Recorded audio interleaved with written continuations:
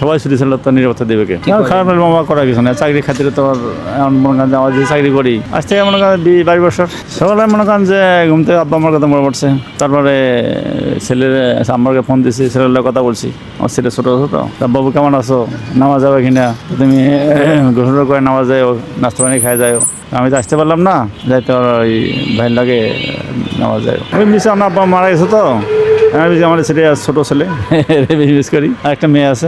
খারাপ মামা করা কিছু না, চাকরি খাতিরে তো এমন মনে করেন যে আমার যে চাকরি করি মনে করেন যে সব মনে করেন বাসা বাড়ি খালি, সে নিরাপত্তা দেওয়া লাগে, মনে করেন যে সেক্টরের নিরাপত্তা দেওয়া লাগে। সবাই ছুটি ছিল তো নিরাপত্তা দেবে কে? সেক্টর না, এই পুরো মনে করেন সেক্টর বাড়ি সবাই ছুটি গেছে, বাসা খালি, সবাই স্কুল কলেজ বন্ধ হয়ে গেছে, অফিস বন্ধ হয়ে গেছে, সবাই ফলাফল নিয়ে দেশে গেছে, সব বিল্ডিং বাসা বাড়ি খালি। এগুলো নিরাপত্তা আমরা গেলে তো নিরাপত্তা দেবে কে? এই জন্য আমাদের মনে করেন যে কল্যাণ সমিতি থেকে আর সবাইকে ছুটি ছাড়ে না, ছাড়ে 2 দিন পড়া ছাড়ে আর কি। হ্যাঁ, এমন সময় ছিল ঈদি করছি বাড়িতে, আব্বা মা ছিল, তখন মাঠে নামাজ পড়ছি, বন্ধু বান্ধব ছিল, আড্ডা মারছি, এদিকে ঘরে ঘরে করছি বা মজা করছি অনেক।